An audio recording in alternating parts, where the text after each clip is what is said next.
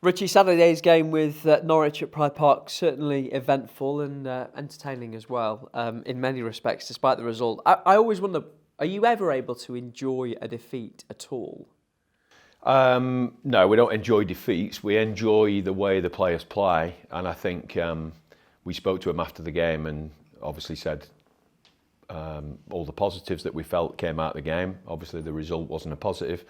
I think the fact that the stadium was predominantly nearly full at the end, and the fans stuck with us, suggested that it was, one, entertaining, two, they were predominantly pretty pleased with what they saw, and that we did the right thing. So enjoy it now, enjoy the process of it, absolutely. Yeah, I thought the lads were excellent, and stating the obvious, I think the word unlucky sometimes gets used when someone misses a chance or a goalkeeper makes a mistake. I'm not sure that's always unlucky. There's an element of ability and all that sort of stuff. I think unlucky is when something's out of your hands, and I would suggest that that's what Saturday was.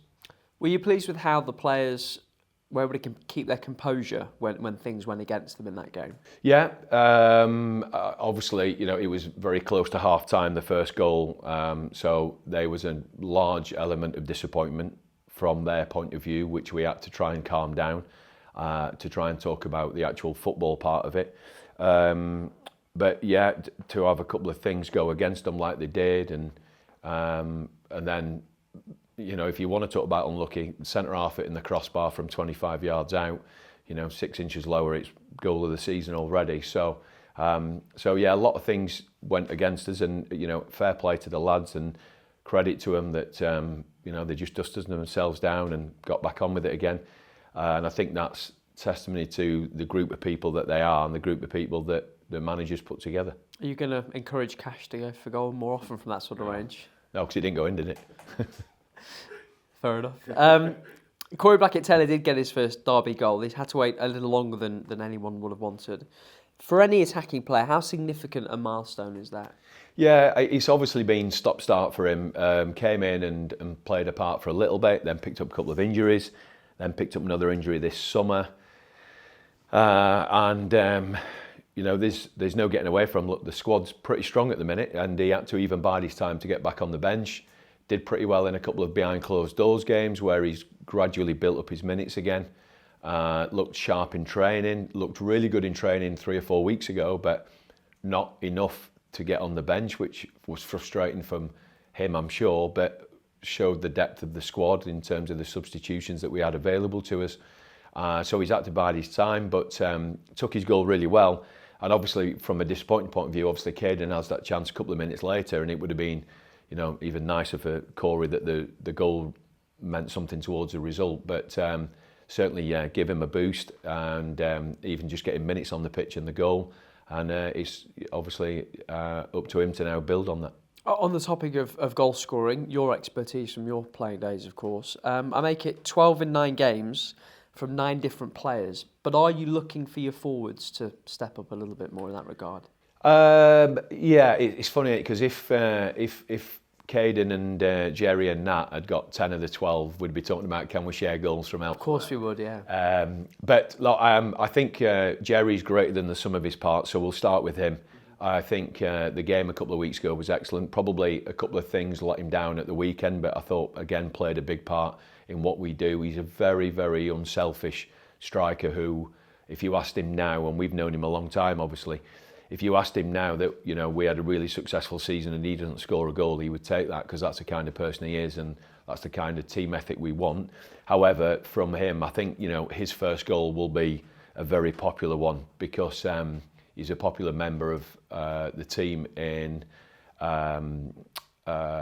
somebody who the lads recognise is it's not about him, it's not about his goal record. So I always think it's great when we have different goal scorers because I think you become harder to play against. I think when somebody's got 22 and the next person's got 5, you're pretty much thinking, well, if we keep him quiet, then we'll be all right. But we've talked often about midfielders weighing in, wide players weighing in, become more difficult to play against. Obviously, Fozzie got on the score sheet from a set piece point of view at the weekend, which we always talk about is important. So, you've got to score goals in loads of different ways. Yes, in an ideal world, we'd have somebody on 5 or 6 at the top of the pitch, but I'm sure that will come. Back on the road on Tuesday night, Sunderland second in the Championship after 7 games. Impossible not to be impressed with how they've started.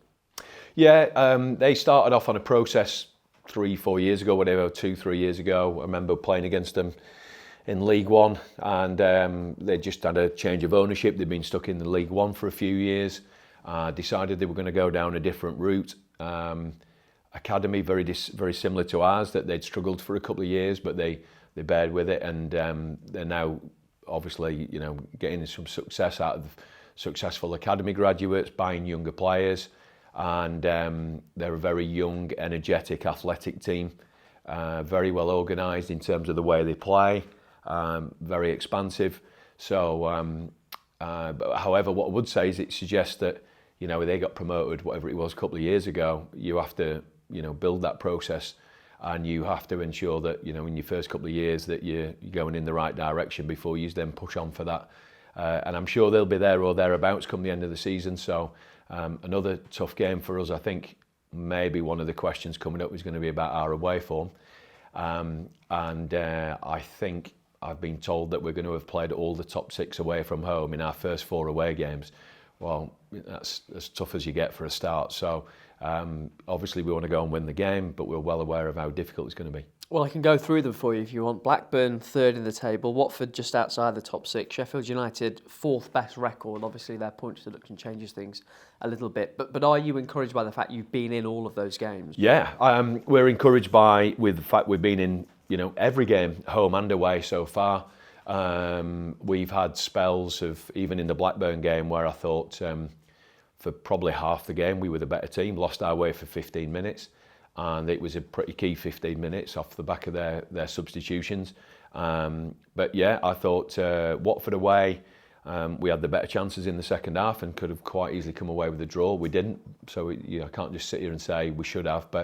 And then Sheffield United, I thought first half excellent, obviously got beat by, you know, a disappointing goal, but yeah, we're in every game so far, and hopefully something will turn. You know, sometimes we may have to try something different away from home, but you know, that's a tough run of fixtures. But you know, all away games at this level are tough, and obviously we have to be at our best. We have to have a couple of things go right for us. But yeah, it's a pretty tough start. Everyone looking okay after the weekend? Yeah, as far as I'm aware, that we haven't had any information back yet. So we're aware of, you know, a tough week, 3 games in a week. I think for the first time, we've had 3 championship games in a week. So, but you know, we've got a break coming up after this with the internationals. So, you know, it's just a matter of getting your head down for 5 days, get on with it, and we'll see where we are come Saturday tea time.